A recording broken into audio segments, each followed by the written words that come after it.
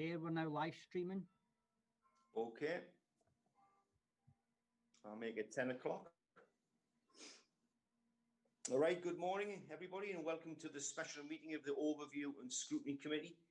I am Councillor Rob Dix, Chairman of the committee. The government has temporarily removed the legal requirement for local authorities to hold meetings in person during the coronavirus pandemic. All local authorities have been handed new powers to hold public meetings virtually. This meeting of the Overview and Scrutiny Committee will remain accessible to the public as it is being streamed live on YouTube. Whilst ensuring that the councillors, officers and the wider public are able to follow government advice on social distancing measures in order to stop the spread of the virus.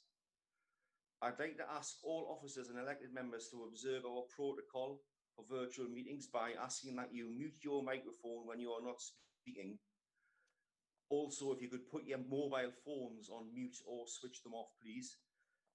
The Strategy and Democracy Support Officer may also mute microphones to help avoid background noise upon my request to support effective chairing and administration of the meeting.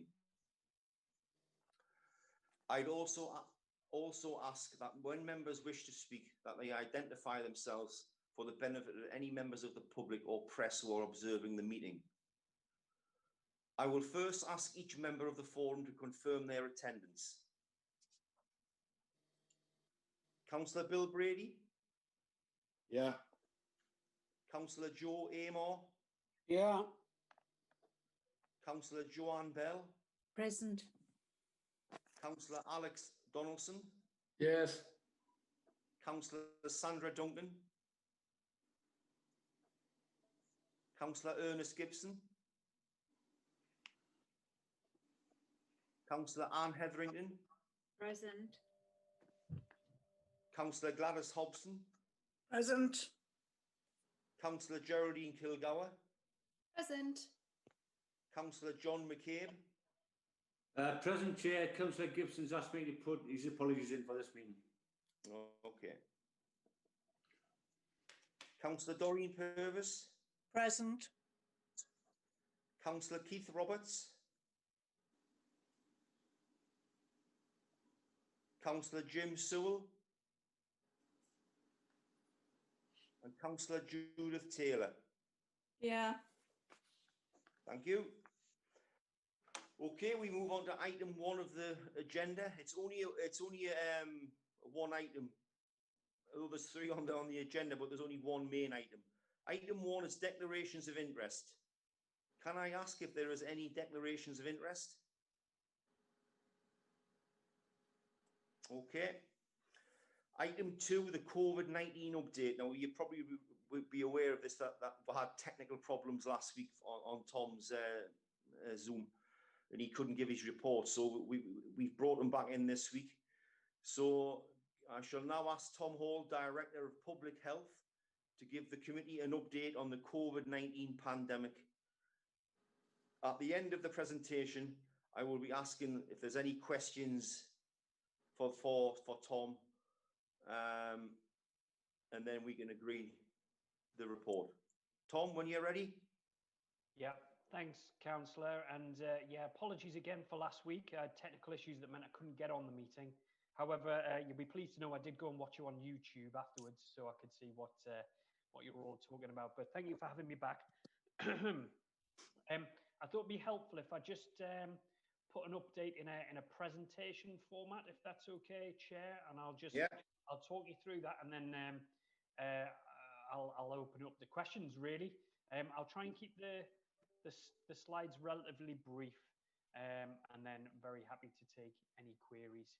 So this update is as recent as I can possibly make it. So we're using data that we get supplied to us through our Public Health England's line list database that we have now.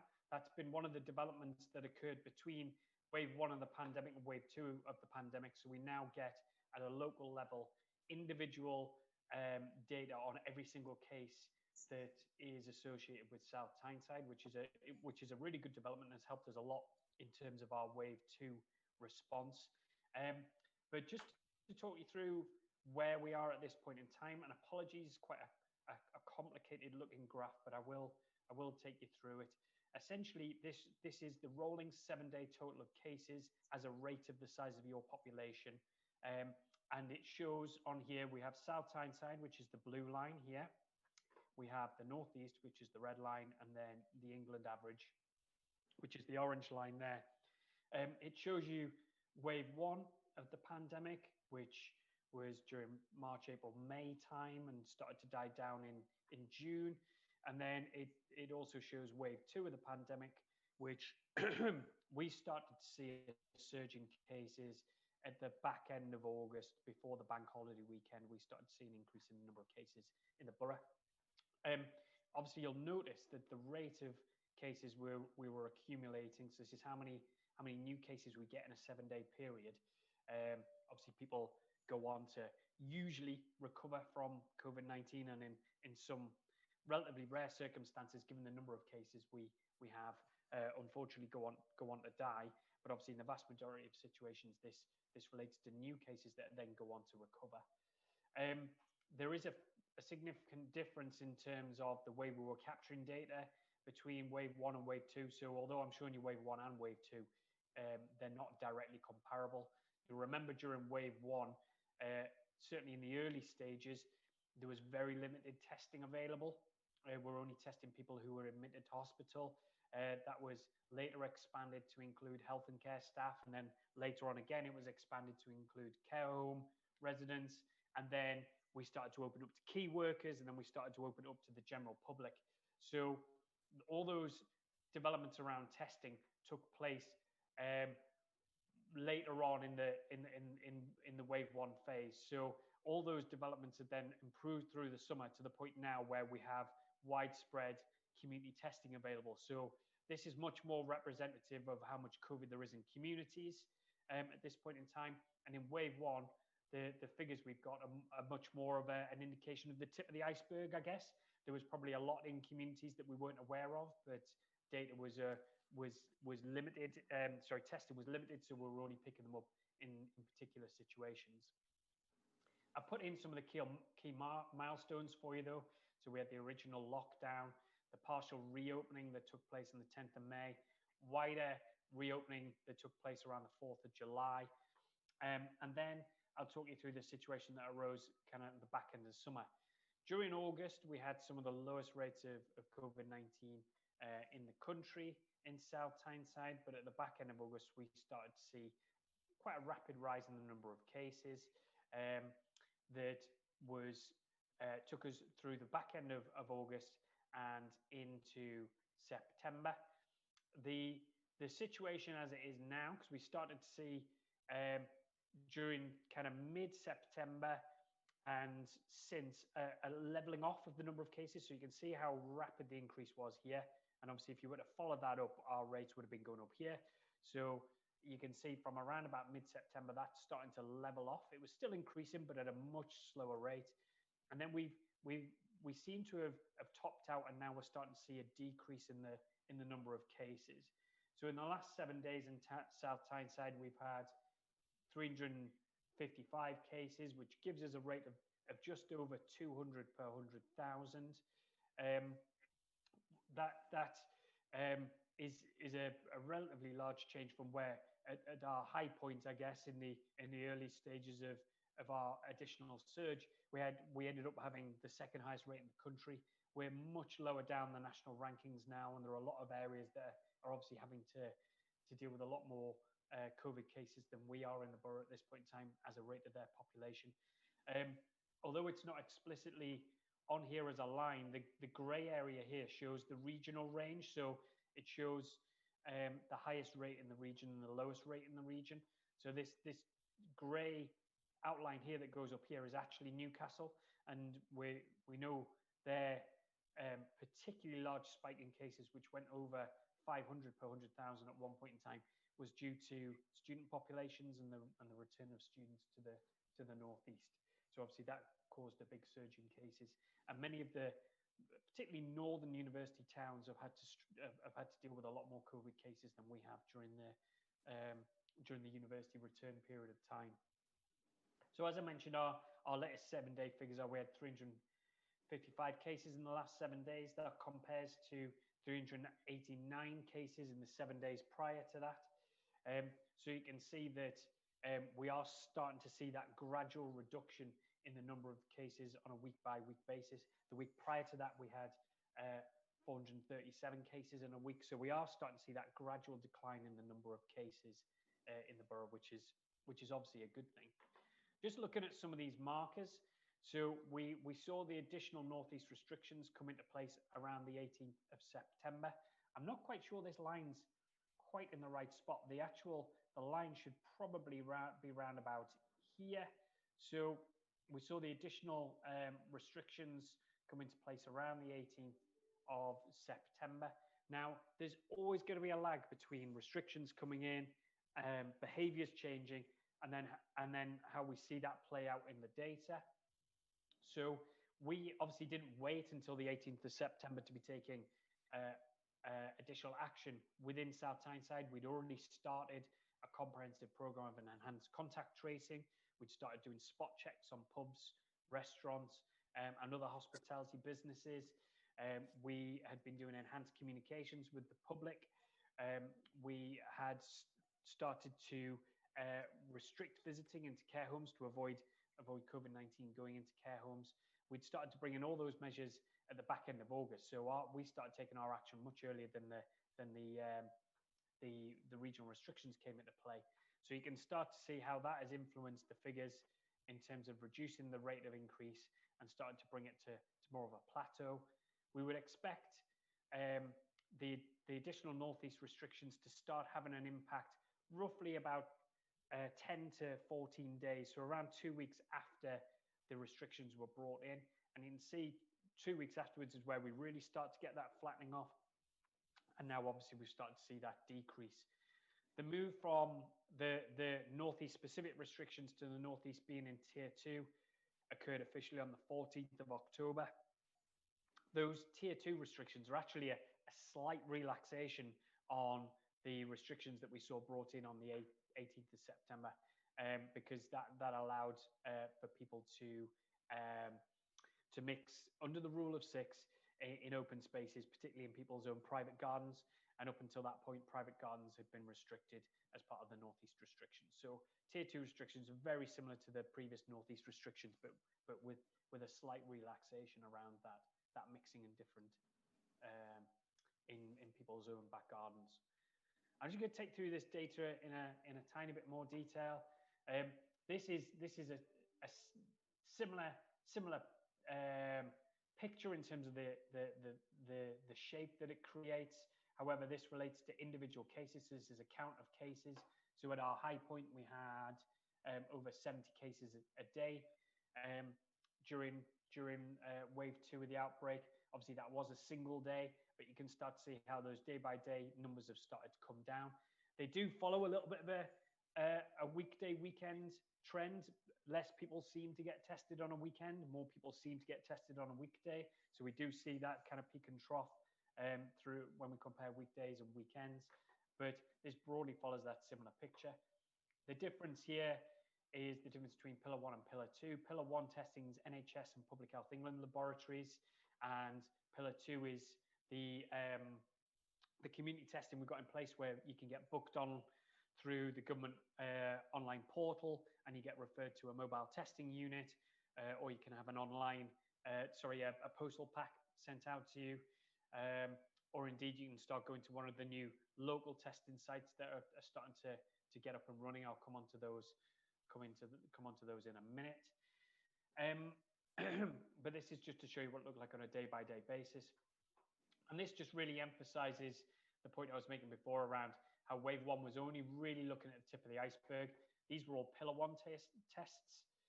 So they represent testing in more complex settings, like in healthcare or in care homes or in key worker staff. And then the darker blue is when the more community testing started to come into place. So you can see that there's a very big difference between the amount of community testing that was ongoing during wave 1 and wave 2. So that explains away some of the differences. There's been a lot talked about in terms of who is being affected during kind of wave 2. And again, this graph starts to show you that. This is the 7-day rate per 100,000 population in South Tyneside, but broken down by age bands. So I'll just talk you through this. Age band, the grey line here is 15 to 34-year-olds, so younger people, ranging from 15 up to 34. You can see that during the early parts of wave 2, so this was the end of August period, the rate of new cases was increasing in the younger population. And then what we saw was, I guess, the rest of the population catching up a bit.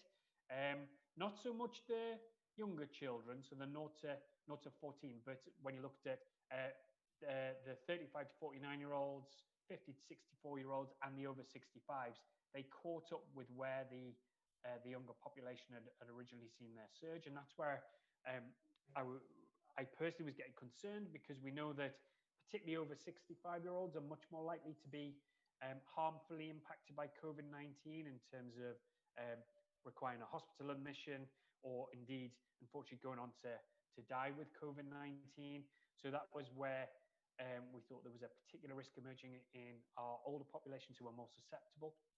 But since that point in time, what we've seen is the rates dropping off in older populations. So the over 65-year-old rate has been declining consistently since around mid-September. So thankfully, the over 65-year-olds have been responding to our messaging. They've been protected by some of the additional measures that have been brought in place, and we're starting to see that rate reduce. We're seeing similar sorts of patterns in the 50 to 64-year-olds and the 35 to 49-year-olds. But what we did see is that the younger populations did continue to increase up. There's a number of reasons for that, and this is. I think we need to be really cautious at vilifying younger people. They're not to blame for this. I think they are much more likely to be in situations where they are open to contracting COVID-19. So, we know this virus likes people to be closer together. We know this virus likes people to socialize and mix, because it allows, it spreads easily between people. And younger people are much more likely to work in jobs where they can't work at home, for example.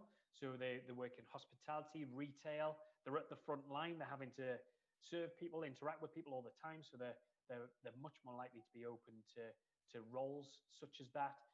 They obviously, if they're in education, they're starting to go back to university, college, all the rest of it, which brings people together as well. And then obviously there is the social element as well. So younger people are much more likely to go out together and mix, and that's what we've seen here. And then obviously what we've seen is that there's a kind of university population age as well, and returning to college where there's the social element, there's the living closely together that comes with going to university as well, and that's where we've seen that increase. I mean, the only other thing I'd say about this graph is thankfully all lines are pointing in the right direction now across all age groups. But I'll just re-emphasize that the one I look at with greatest interest is the over 65s, and want to see that number continue to fall, because they are much more susceptible to COVID-19. The other question we get asked a lot is, are there any particular parts of South Tyneside that have seen higher rates than others? This graph shows middle super output areas, which is it's a particular statistical geography that's used by the Office of National Statistics.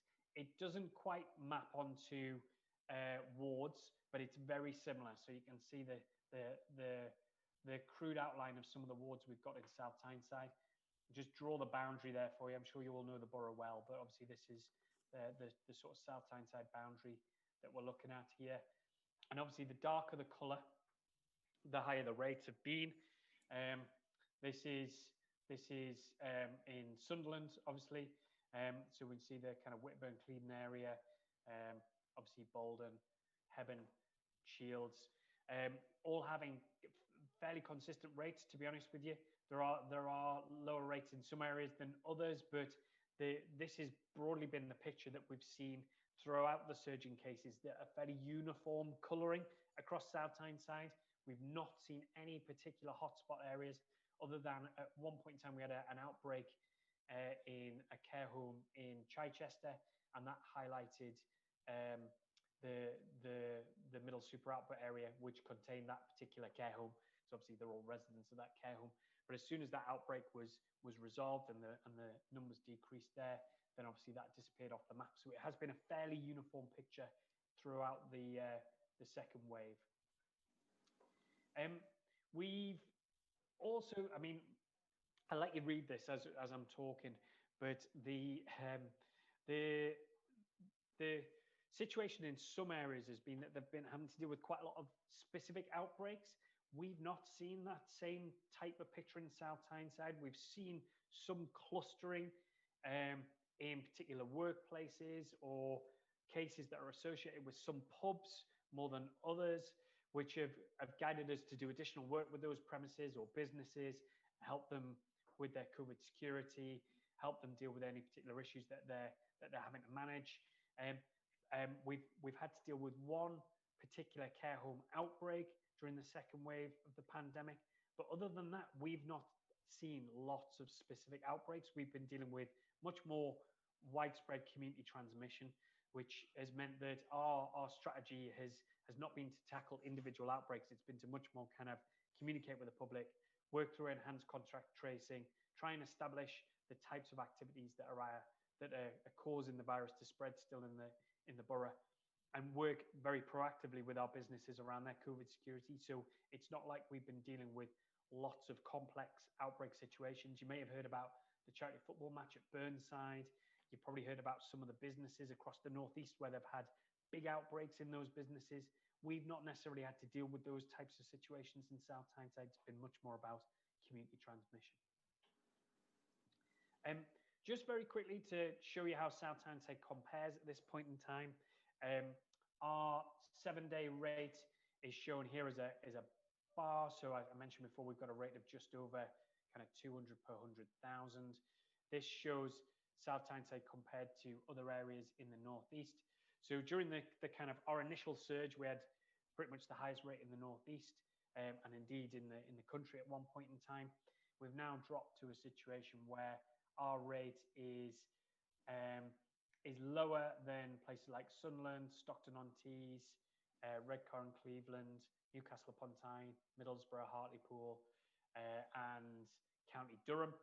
And we're broadly similar to areas like Darlington, Gateshead, North Tyneside, Northumberland, and that just shows how our rate has really started to kind of turn a corner and come down. This compares our latest 7-day rate to the previous 7 days. So I mentioned before a relatively small reduction in the number of cases, but still follows that steady decrease we've seen over recent weeks. We had a 14% reduction in cases. Newcastle have seen a big drop off in the number of their cases. That's also because of the student population outbreaks dying down now. Just a quick mention around testing.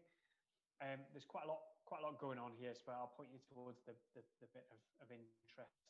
These lines here relate to South Tyneside. This dark blue and light blue line shows you the rate of testing in South Tyneside in the last couple of weeks. We've continued to maintain a high level of testing in the borough. When we saw the surge in cases at the back end of August, we deployed a mobile testing unit in South Tyneside that was alternating between Temple Park and Little Haven Car Park.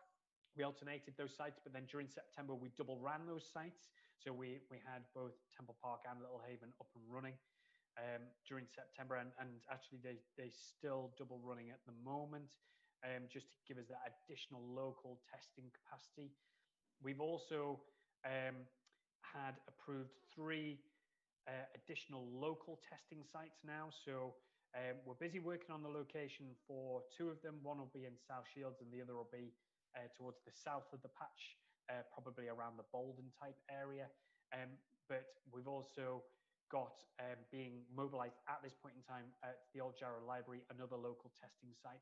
So we're hoping that will be operational from next week. So we're waiting for official confirmation from the Department of Health that will be operational next week, but we'll have a local testing site up and running. That will be additional capacity within the borough. We will probably stand down one of the mobile testing units, so we'll maintain one of the mobile testing units at either Temple Park or Little Haven, and then we'll have the local testing site up and running, and then we'll bring on the other 2 local testing sites. So we'll have 3 semi-permanent sites, these local testing sites, and the deployment of a mobile testing unit as we move towards the darker periods of winter. Just finally to touch on the kind of so what and the impact from there. Obviously, we do know that I mentioned before that COVID-19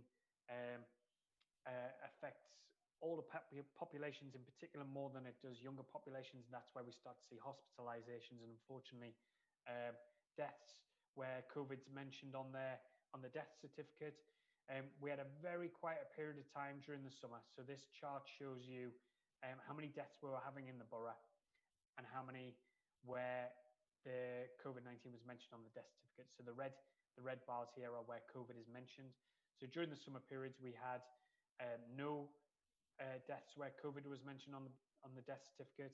But unfortunately, following the initial surge in cases in August, during the back end of September and into October, because there tends to be a lag, we've started seeing deaths where COVID is mentioned on the death certificate again. So that's where there's where COVID has been confirmed through a laboratory test. And during the kind of second wave of the pandemic, we've had 24 additional deaths where COVID's mentioned on the death certificate. Just to remind you what this chart shows you, it shows you how many deaths we would usually expect to see at this time of year. So during wave 1, we saw far more deaths overall than we would usually expect to see.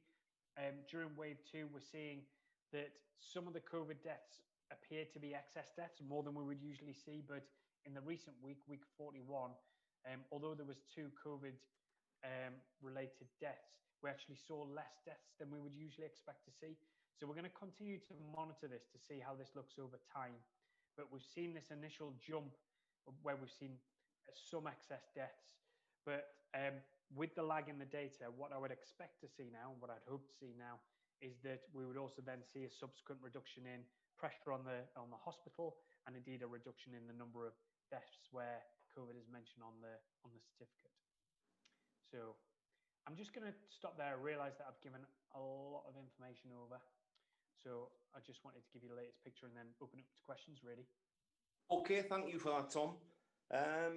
Like Tom says, there is a lot of information to take in there. Now, any questions? I can see John McCabe with his hand up. John? Thanks very much, Chair. Good morning to the public and colleagues. Tom, I'm concerned that the other health issues, including mental health, have been neglected during the pandemic. For example, we're waiting for an operation on a small scale, so if for a replacement knee, to people awaiting cancer treatment. Would you agree with me that we're in a catch-up situation? I would. I mean, obviously, if you wanted a more specific official answer from health colleagues, you'd have to speak to the CCG and the Trust. But in terms of my professional opinion, yes, we are still in a catch-up situation. Okay, well, some of that planned activity. One thing I would say... Can I follow that? Tom, can I follow this one up? Yeah. So what meetings have taken place and with whom to ensure that people with serious underlying medical issues are treated as soon as possible?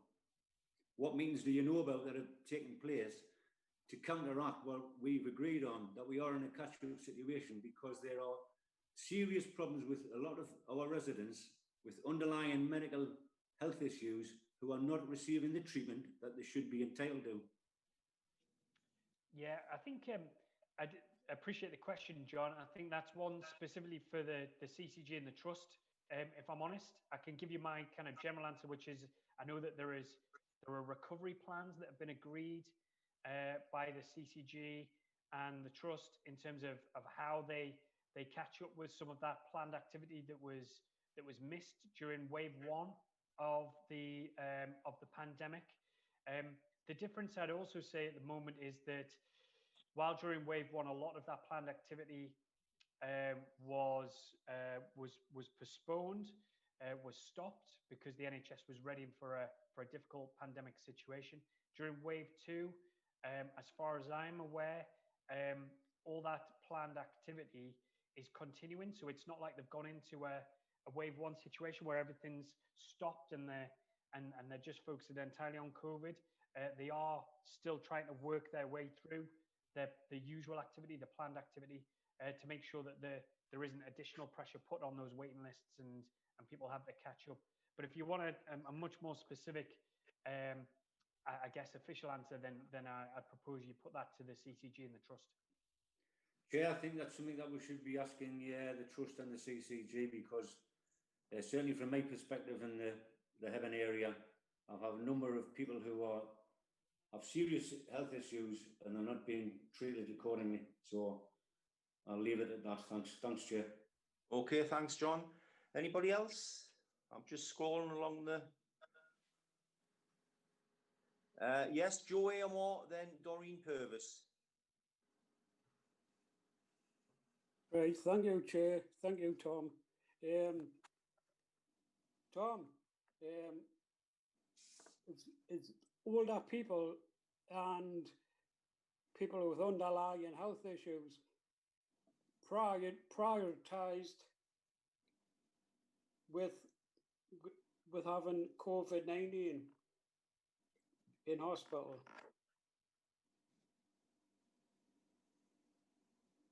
I'm not quite sure I've got the gist of your question, Councillor Amar. Is it? Yeah. The priority of the older people and people with underlying health issues and admitted to hospital, are they priority?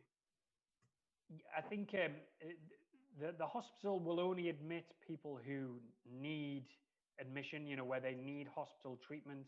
If somebody can be managed safely in primary care or in the community, then they absolutely will be. The best place for anyone, if it's possible, is at home, safely at home and in the comfort of their own home.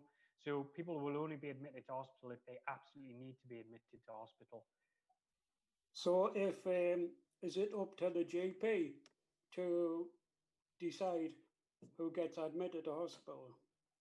I think it just depends who the clinician is who's managing that individual at that point in time. So it could be the GP that liaises with the hospital for an admission, or it could be that if they've attended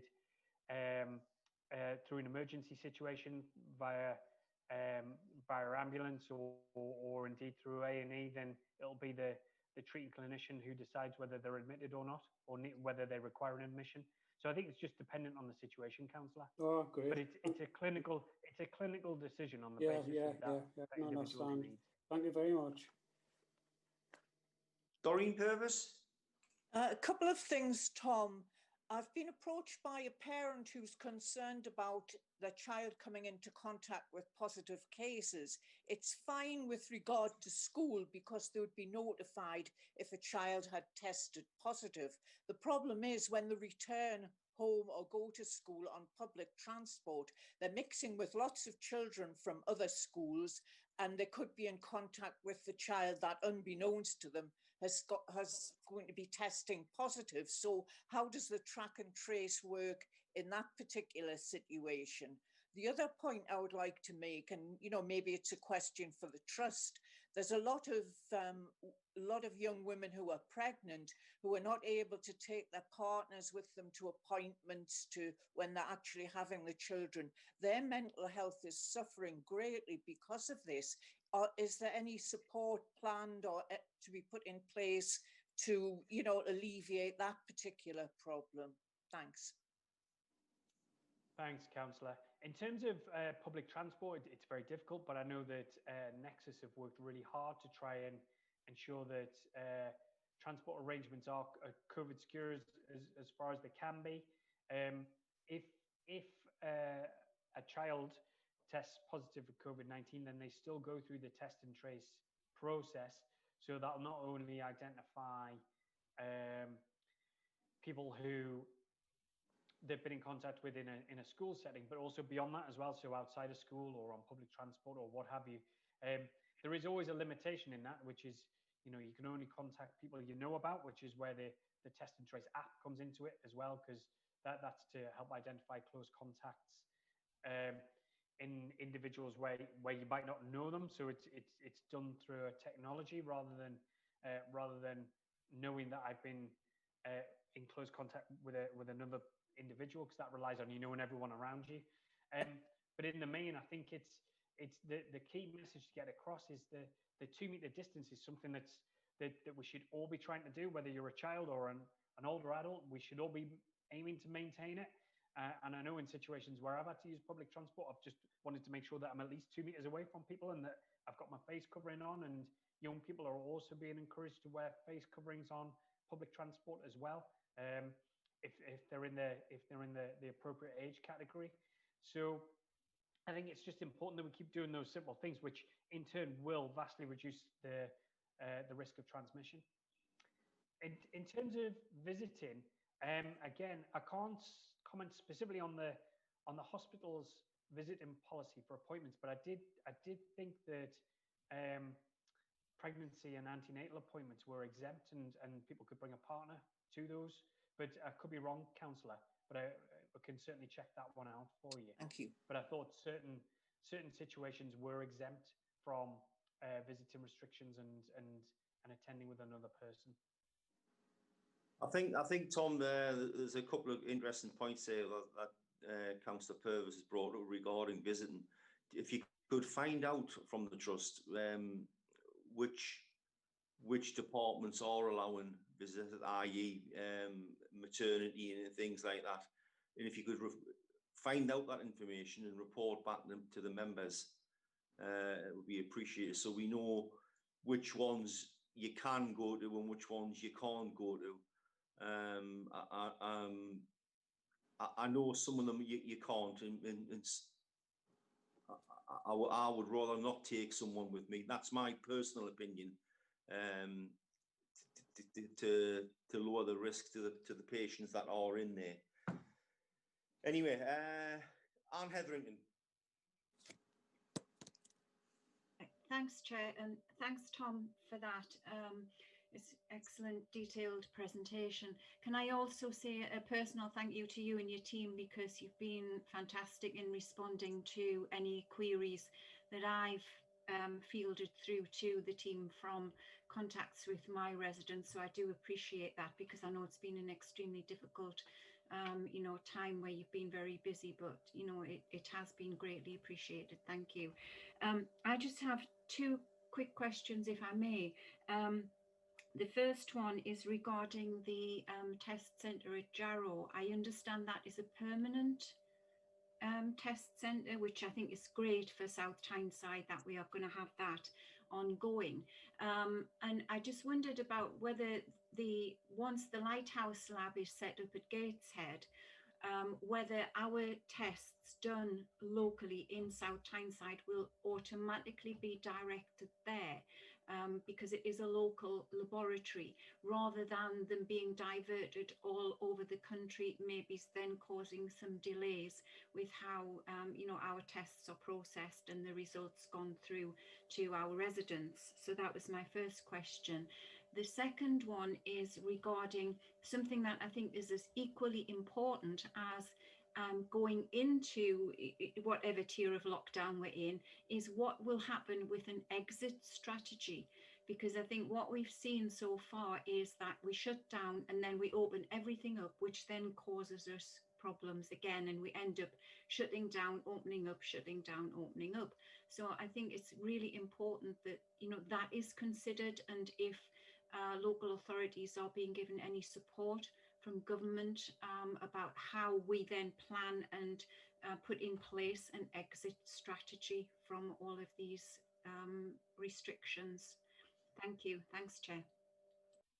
Thanks, Councillor, and thank you for the thanks to the team, because they've been working so hard for a very long time now, and I think that goes beyond the public health team. I think across the whole system, everyone's been responding really well. But I'd really welcome the committee thanking council staff, particularly public health and environmental health staff, who've been very much at the front line of this for a long time now. as well as staff from across the NHS and obviously health partners as well. And schools indeed as well. Schools have been working tirelessly for a long time, and I think we're all starting to feel a certain level of COVID fatigue, I guess, because this has been fairly relentless, but I think people are starting to adapt to a very different way of working. And I think this links to your second question first more than anything else. But the question around exit strategy is a really interesting one, because I think we need to start having, as a nation, as a region, and as a borough, really challenging conversations about what dealing with COVID for the long term looks like, because there is, although we've started seeing a decline in cases recently in the borough and across the region, we are still at the beginning of what is a very what I expect to be a very challenging winter.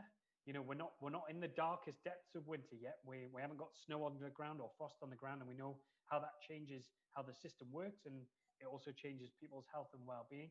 So, like you, I am concerned that although we're starting to see a drop-off in cases now, what does that mean for the rest of the winter? And will we see another surge if the weather gets particularly bad? How will that interface with flu if we start to see flu circulating more readily? And obviously, we've been working very hard on bringing forward a lot of the flu vaccination programs, which are already up and running across the borough at the moment. So I think there is something to be said around how do we adapt to live with COVID for the medium to long term as well, in terms of business, the way that businesses work, the way that the council even works. We expect more people to work from home. We're expecting people to work very differently in a COVID context. And I think that's a bigger conversation that we need to be having as a nation, as well as kind of regionally and locally. In terms of the specifics around lockdown restrictions, or kind of the additional tier 2 type restrictions, at what point will we move to, say, tier 1 restrictions? That's not set in stone in terms of what that looks like. There are no defined criteria. The way that all this is happening at the moment is through dialogue between regions and the Department of Health and Social Care and indeed Number 10.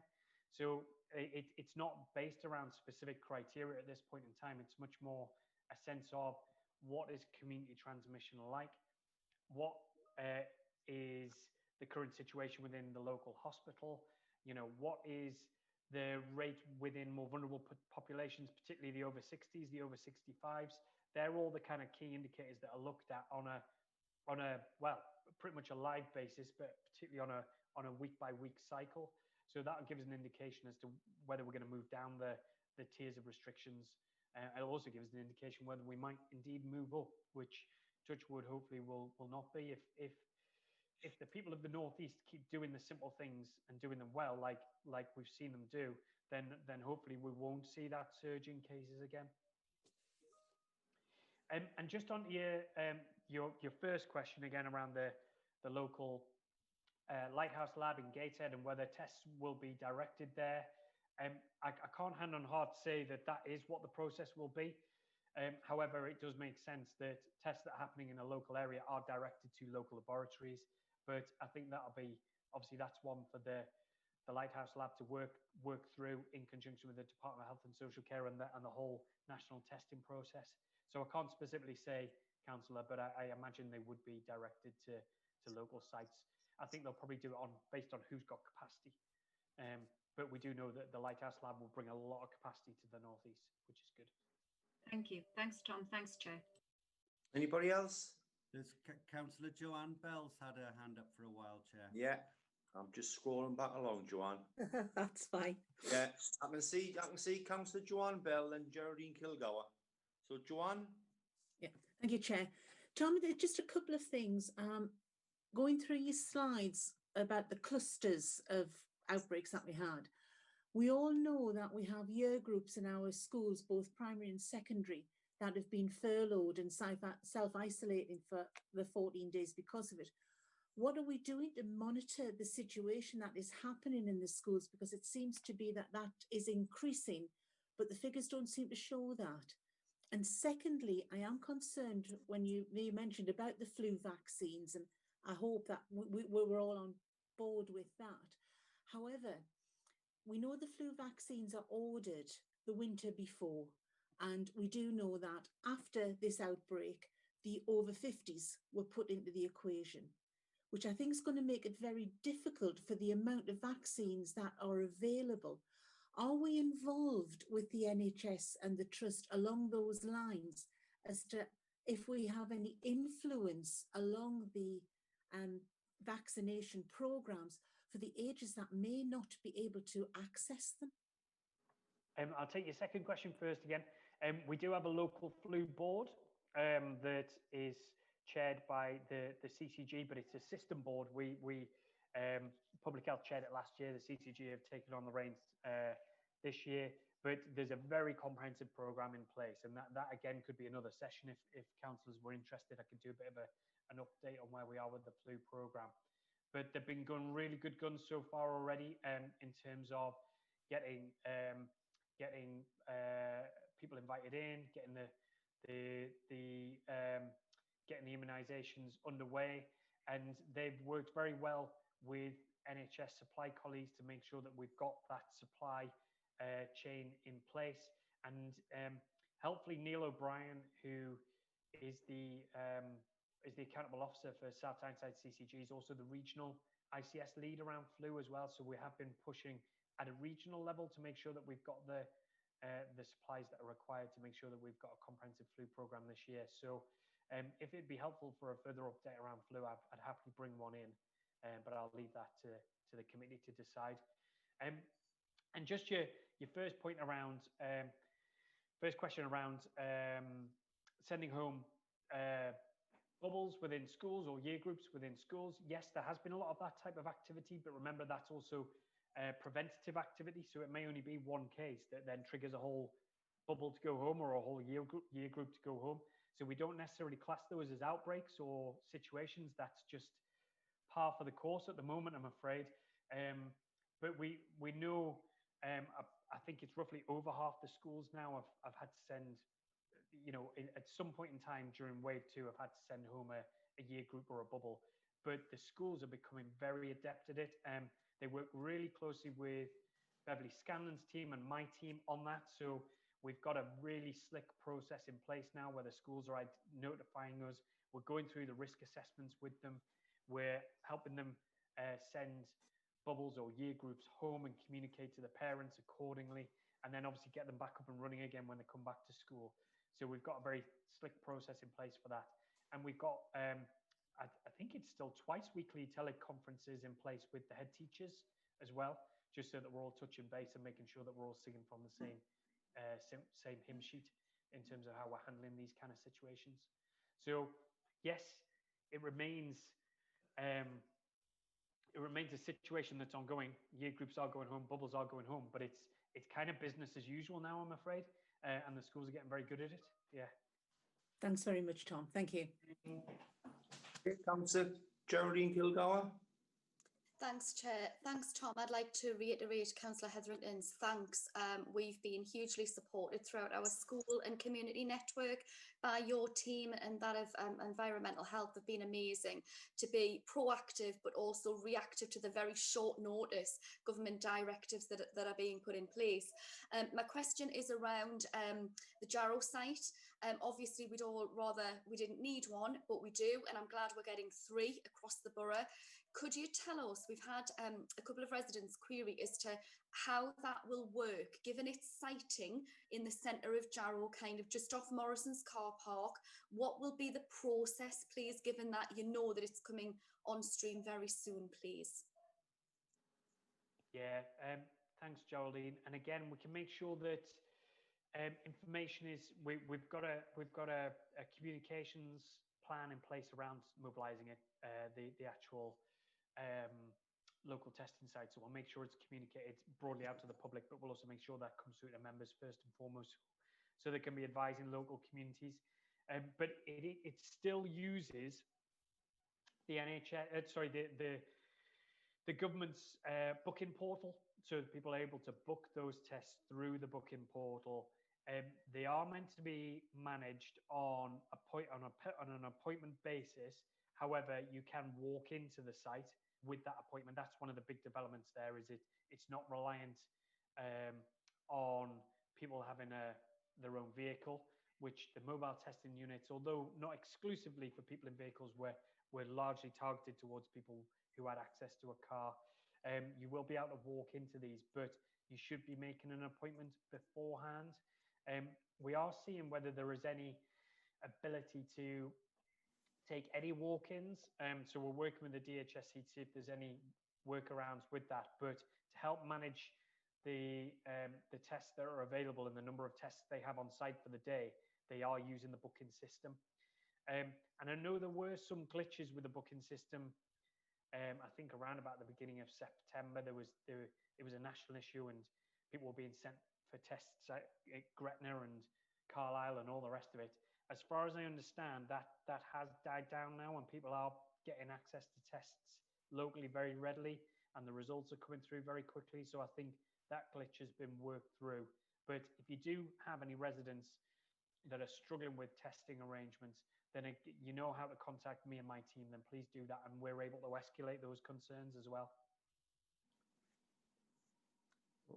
Okay, is there anybody else would like to say anything or ask a question? No? Okay. Okay, I'd like to thank you for that presentation, Tom. And once again, I would like to, on behalf of the committee, thank you and all your staff for all the hard work that's been put into to this crisis in the past 8 or 9 months. It must, I mean, like I've said before, it's something that we've never ever had to do before, and it's something I would hate to have to go through again. But I'd like to thank you and your staff once again for all the hard work. And also, I think importantly as well, is members of the public, because members of the public have followed the instructions that have been handed out to them, which has helped to get the second wave in the right direction.